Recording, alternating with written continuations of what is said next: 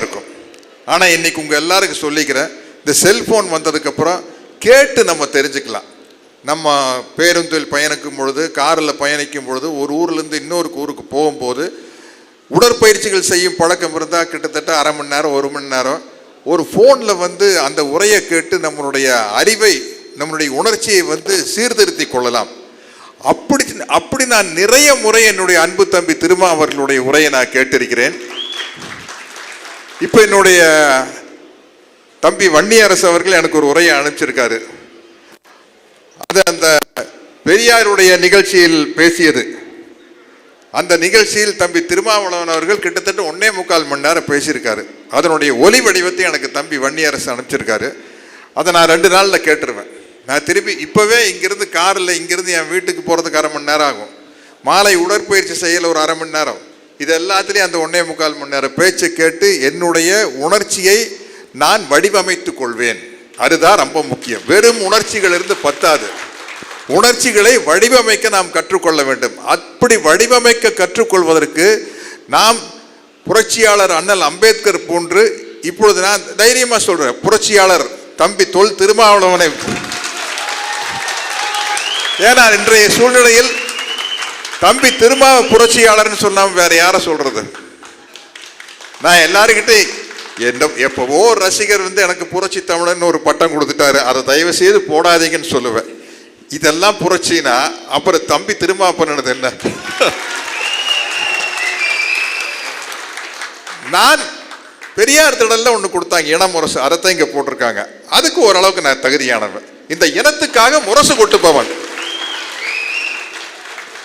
முரசு கொட்டுறவன் போருக்கு போக மாட்டான். நீங்க நல்லா யோசிச்சு பாருங்க.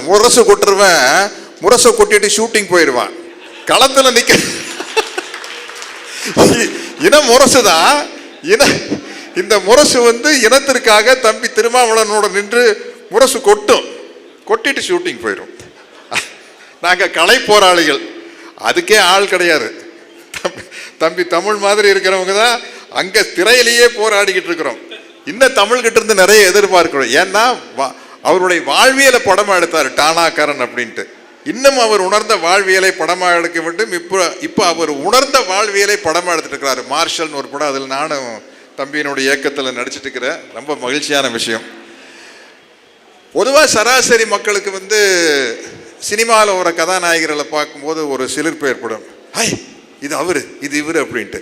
அப்படிப்பட்ட ஒரு சிலிர்ப்பு எனக்கு வேலூர் சிறைக்கு ஒரு முறை போயிருந்த பொழுது, வேறொரு நிகழ்ச்சிக்காக போயிருந்த பொழுது, தம்பி பேரறிவாளனையும் முருகனையும் சாந்தனையும் பார்க்கும்போது ஏற்பட்டது. ஐ பேரறிவாளன், ஐ முருகன், ஐ சாந்தன் மாதிரி. இன்னைக்கு இந்த மேடையில் ஐ நம்ம ரவிச்சந்திரன் அப்படிங்கிற மாதிரி அவரை பார்க்கும்போது ஒரு மகிழ்ச்சி ஏற்படுது. ஏன்னா எவ்வளோ பெரிய இப்போ சிறை அப்படிங்கிறத நினச்சி பார்க்கும்போது, நம்ம விளையாட்டு போல சொல்லிட்டோம், மருத்துவர் 1.5 வருஷம் சிறையில் இருந்தார் அப்படின்ட்டு. அப்படி தம்பி திருமாவர்கள் எத்தனையோ வருஷம் சிறையில் இருந்திருக்காரு. ரவிச்சந்திரனை பற்றி சொல்லவே வேண்டியதில்லை.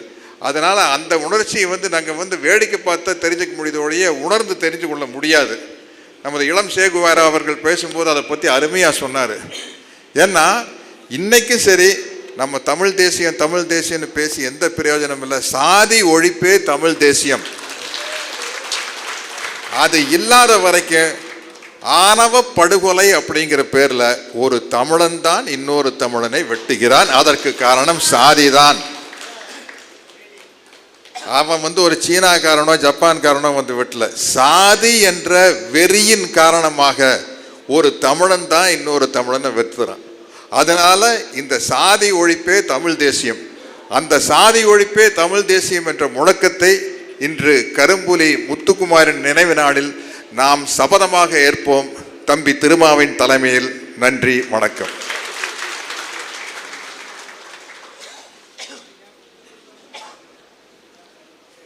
அண்ணன் இனமுரசு சத்யராஜ் அவர்களுக்கு நன்றி.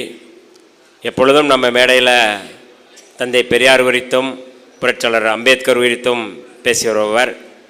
இப்பொழுது நம்முடைய எழுச்சி தமிழர் அவர்களுக்கு புரட்சியாளர் என்று அவர் அழைத்திருக்கிறார். அந்த முழங்கியதை முன்மொழிந்ததை நான் வரவேற்று அவருக்கு ஒரு கரவொலி எழுப்பி நன்றியை தெரிவித்துக் கொள்கின்றோம். இப்பொழுது நம்முடைய மாவட்ட செயலாளர்